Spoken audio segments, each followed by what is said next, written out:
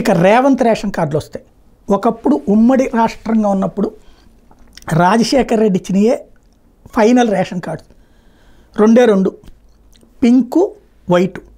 Pink identity card కోసం ఏమి ఇచ్చేవాళ్ళు కాదు. మొదట్లో అయితే ఒక అరకిలో పంచదారను ఒక కిలో కందిపప్పు అనేవాళ్ళు, ఆ తర్వాత అది కూడా తీసేశారు.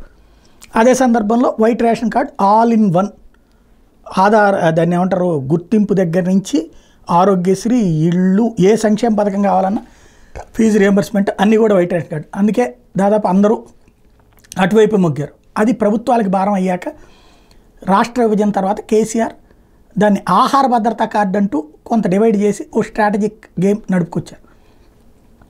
ఇప్పుడు కొత్తగా రేషన్ కార్డుల కోసం ఒక కమిటీ వేసి, ఎందుకంటే ఇప్పుడు చాలామంది కరెంటు సబ్సిడీలు అడుగుతున్నారు, లేకపోతే కనుక వివిధ రకాలైన పథకాలు అడుగుతున్నారు, సూపర్ 6వి. అవన్నీ ఇంప్లిమెంట్ కావాలంటే ఒరిజినల్ లెక్క ప్రకారం చూడాలి. కేంద్రం లెక్క ప్రకారం 15,000 రూపాయల లోపు సంపాదన ఉన్నటువంటి వాళ్ళు వైట్ రేషన్ కంటే పేదలకు జాబితాలోకి వస్తారు. 10,000 రూపాయల లోపు సంపాదన. ఆంధ్రప్రదేశ్లో దాన్ని 15,000కి పెంచి ఆ మిగతా 5,000 దానికి రాష్ట్ర ప్రభుత్వం భరించాలనుకుంటుంది. ఇదివరకు జగన్మోహన్ రెడ్డి టైంలో అయితే 40,000, 30,000 ఉన్న వాళ్ళని కూడా ఆ జాబితాలో వేసేసి వైట్ రేషన్ కార్డు ఇచ్చుకొచ్చారు. ఇప్పుడు దాన్ని 15,000కి తగ్గింది. ఇప్పుడు మరి రేవంత్ సర్కార్ ఏం ఆలోచిస్తుంది? ఎందుకంటే ఆధార్ లింకప్ అయి ఉన్నటువంటి బ్యాంక్ అకౌంట్లు కాబట్టి వాళ్ళు తప్పుకోవడానికి ఏం లేదు.